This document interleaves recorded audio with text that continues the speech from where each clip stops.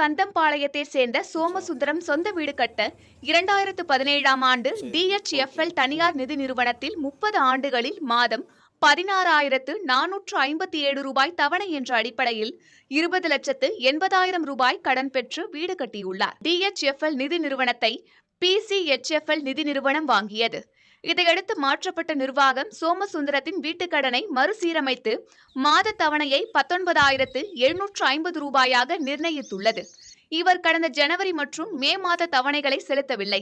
தனியார் நிதி நிறுவன ஊழியர்கள் 4 பேர் சோமசுந்தரத்தின் வீட்டிற்கு சென்று பெண்களை மிரட்டிவிட்டு வீட்டு சுவரில் பெயிண்டில் பெரிய எழுத்துக்களாக PCHFL கடனில் உள்ளது என எழுதி சென்றுள்ளனர்.